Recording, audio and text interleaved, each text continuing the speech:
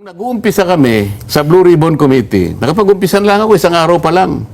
Bumanat na siya ng bumanat na siya ng privilege speech. Doon lang makikita mo na yung kawalang paggalang sa panig niya. Meron daw siyang nakausap na congressman.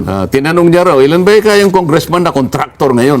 Sabi raw sa kanya, 67. Ngayon, sinisita siya, bakit hindi mo man lang pinatawag yung mga 67 na contractors na congressmen? Sabi niya, wala naman ako listahan eh. Sinabi lang sa akin nung nakausap kong congressman. Ganun siya lang daw sa kanya. Opo. Mahilig siya sa sabi-sabi. Talagang ayaw mo talaga eh. Pagka congressman, ayaw mong tuntunin.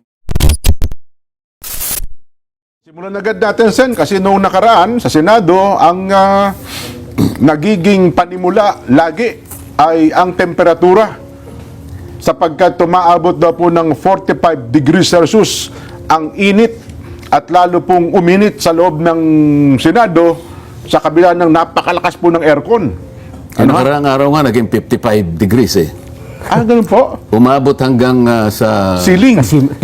kisame yung ang init sa Senado. heat index. So, nasira ba aircon nyo? paano namang hindi init ang ulo mo? May magdi-deliver ng privilege speech. Pagkatapos magtatago. Pagtatanungin mo, sabi niya, ay, hindi ako pwedeng mag-yield ng floor hanggat hindi sila nakakapirma doon sa partial report. Iinit talagang ulo mo sa ganong klaseng tao eh. Ganun mo ba? Oo. Di ba matapang? Pagkatapos siya pa yung magsasabi na may isa dyan kanya wala sa hulog eh.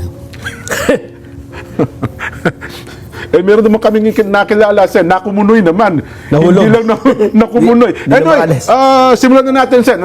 Sa inyo na po manggaling, ano na ho ba ang latest ngayon sa Senado? Sabi nyo nga, may temperatura sa Senado. Ngayon ho, sa palatuntunan sa ganang mamamayan, mainit din po ang pagsubaybay at pagtingin ng ating mga kababayan. Yung ginawa niyang kahuli-huli ang privilege speech, na ang buong akala namin may gagawin siyang pagpapatibay o pagpapaliwanag kung bakit hanggang ngayon ay partial report pa, ano bang inihintay namin.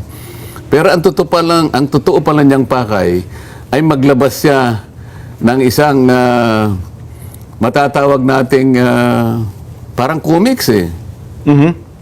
Meron daw nakalagay, care of Kong Marcoleta, 500. Nilabas niya yon na parang slide, meron siyang parang pamagat na allocables and leadership. Okay. Masyadong mapangahas na magparatang para makapanira ng tao. Kaprasong papel lang, pinagtatakpan pa niya, hindi namin maintindihan kung ibig sabihin. Lumilitaw ngayon sa kanyang pakikipagpanayam sa media, na yan daw ay ukol para sa akin. Ako raw ay nahingi ng 500 million. Allocables daw yon. At paiimbestigan niya ako sa ombudsman. Palaging gano'n yung taktika niya eh. Saan? Bago nyo tuloy. Saan doon ba niya nakita yung 500 na yon? Saan, ano bang meron doon? Parang hindi namin alam yun. Sabi niya na binigay daw sa kanya na hindi, yung sulat mismo. Sulat kamay daw. Merong marginal note ng dating, yung namayapa na Yusek Cabral. Okay, opo. Alam mo dyan, kung ang binabanggit niya ay katulad ng mga halos lahat ng mambabatas ay ginagawa, yung pag-i-endorso o pagre-request ng mga pagawaing bayan na hinihingi ng mga constituents. Halimbawa, katulad ko, may hihingi ng pabor na, sir, pwede po ba ninyong endorse ang proyektong ito? Makakatulong po ito sa aming komunidad. Matagal na po kasing hinihingi ng mga tao ito eh. Hindi po namin maitawid ang ganito, tsaka ganito. Napakarami pong alalahanin. Kaya, kung titingnan mo naman, Jen, suportado ng napakaraming dokumento, may resolusyon ng LGU, Municipal Resolution, mga asosasyon na nakatira doon, at meron pang mga pirma ng mga district engineers, mga regional directors. Ipagkakait mo ba yung may tutulong mo na inaasahan nila na baka sakaling ang i-consider ng pamahalaan kung ikaw ay isa sa nakapag-endorso? Maaring hindi lang naman ako makakagawa, lalapit din sila sa mga ibang kandidato, gagawin din ang kandidato. At matagal ng practice yun, Sen? Maski naman kay doon sa privilege speech, di muna natin sasabihin ng pangalan, maya-maya ng konti lang. Siya naman inamin niya, ito yung mga legal naman na gawain. Wala hong masama, walang illegal doon. Opo. Ang totoo niyan, siya ang kauna-unahang nagpasaring sa mga senador ng 19 Congress. Ano pa yun? Nagsisimula pa lang kami noon eh. Naalala ko, pinasaringan niya yung mga senador ng 19 Congress. Wala pa ako doon dahil papasok ako 20th Congress na eh. Yes po. Halos lahat kanya ng mga senador ng 19 Congress ay nakabahagi ng ay nakapagbigay ng insertions na ang total niya ay halos 100 bilyon. Ngayon, nagalit sa kanya yung mga senador. Ay, opo. Natatandaan ko Sabi siguro nila, ano naman ang masama kung halimbawa nakapag-suggest kami, nakapag-request kami, nakapag-endorse kami, sang-ayon sa pakiusap ng ating mga constituents. Wala namang masama doon. Ba't sinasabi mo yan? Ngayon, nagpaliwanag ngayon ang Senate President. Dahil siya parang akala mo kapag nagsalita, parang siya yung pinakahuling salita eh. Ano? Ang nakikita ko parang takot na takot sa kanya yung mga kasama ko eh. Ito lang naman ang aking sariling obserbasyon. Yes po. Nagpaliwanag ngayon ang Pangulo ng Senado. Hindi naman, sabi niya kasi kung ano man yung kahilingan na yan, sinasabi niyo kaagad, insertions. Sabi niya pwede namang terminology lang ang diferensya dyan eh. Kumisan, tinatawag naming amendments dahil nga sa aming sariling panukat, makakatulong naman. Ngayon, kung sakaling bigyan ng konsiderasyon, di maganda. Kung ayaw, okay lang. Yun ang paliwanag. Hindi naman kapag ka sinabi mong ikaw ay humiling halimbawa ng ganitong amount para sa mga proyekto ng ating mga constituents, ibig sabihin sa iyo napupunta yun? Hindi. Ang importante rito, kung humingi ka, napagbigyan ba? At kung napagbigyan, na-implement ba? At kung na-implement, maganda bang pagkaka-implement? Ganun dapat ang tanong eh. Pero kung nakakita ka lang ng kaprasong papel, lumundag ka na, naakala mo kung ano na yun, pinagtatakip mo pa, hindi natin maintindihan. Ano ba yung tinakpan mo roon? Yun ang hindi nakakapagbigay ng mabuting halimbawa para sa amin eh. Opo.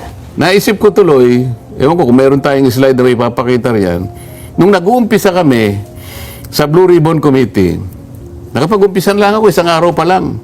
Bumanat na siya ng privilege speech eh. Doon lang makikita mo na yung kawalang paggalang sa panig niya eh. Alam mo, sinabi niya, kung inintay lang ako ng isang araw at hindi kagad sila nag-hearing, nagsimula, baka mas masustansya ang kanilang ang kanilang talakayan eh. Ang ginawa nila kanya dahil hindi nila ako hinintay, parang yung kanya yung kalesa. Hinila yung kabayo. So he placed the cart before the horse. Sabi, nakakita ka ba ng ganong klaseng? Hindi ko pinansin yun, hindi ako kumibo.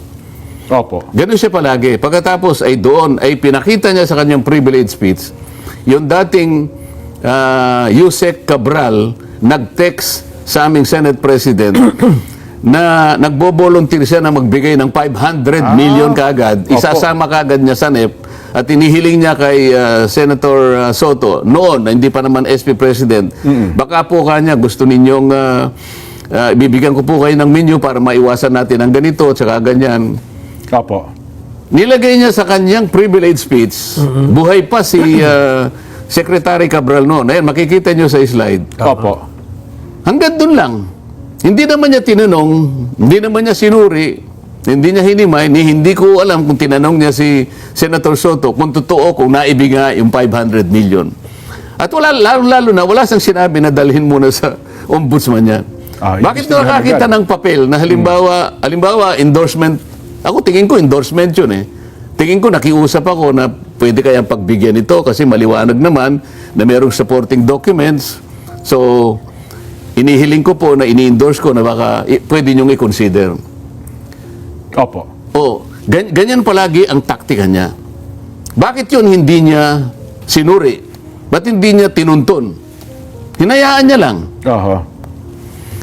Bakit ako ang gusto ko lang naman ay tulungan siya na makumpleto kagad yung report ng Blue Ribbon sapagkat ito ang nag-uumigting na katanungan ng ating mga mamamayan, nasa kalagayang ninakawan, nilimas ang gagamitin para sa kanila, halos pati ang kinabukasan ay nawala na dahil sa malaganap at pinakamalaking pagnanakaw sa kasaysayan ng ating bansa. 9 na buwan ang lumipas din. Opo. Mula sa napakarami niyang pangangako na matatapos hanggang sa ginamit pa niyang dahilan yung mga staff niya. May hina ka niya itong mga staff ko eh. Ginamit pa niyang dahilan yung mga po, staff oo. niya. Para bang yung mga staff ang gagawa? Para bang hindi siya ang nando sa una na yon? Hanggang sa makakuha nga siya ng partial report. Sabi ko, ang dami mong dapat na ipatawag. Ang dami mong dapat ipatawag. Masama ba yun, Jen, na paalalahanan siya sapagkat yun nga yung hinihingi ng taong bayan? Oho. At kayo rin bilang miyembro ng Blue Ribbon Committee, di ba? Ako na lang kasi ang talagang nagsasabi sa kanya. Eh bakit naman siya magagalit sa akin? Yung layunin ko ba na masiyasat na mabuti ito, makumpleto natin muna yung report bago magpirmahan dyan para matukoy natin ganap. At pagkatapos, eventually, mapanagot natin kung sino ang utak ng lahat ng may kagagawa nito. Para sa ganun, mabigyan natin ng hustisya ang taong bayan. Opo. Masama ba yun? Ayaw ba niya ko samahan sa... yung aking bang layunin na yun, hindi ba yun ang layunin niya? Oo.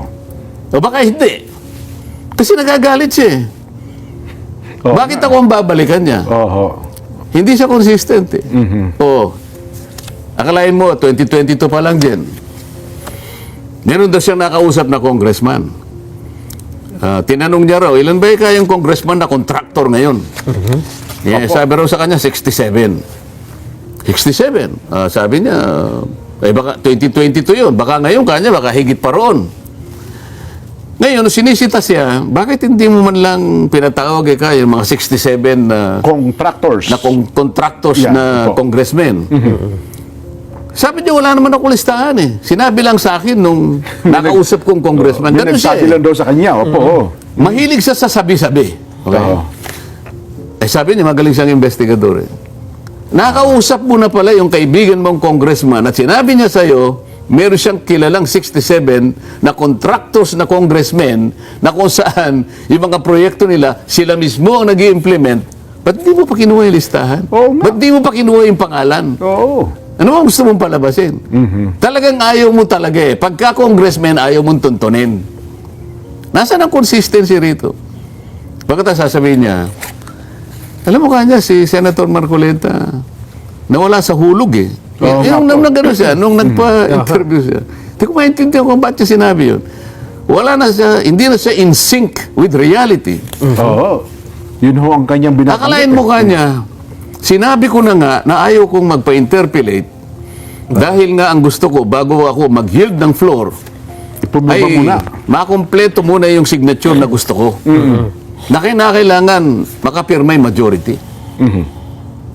Akalain mo tumayo pa.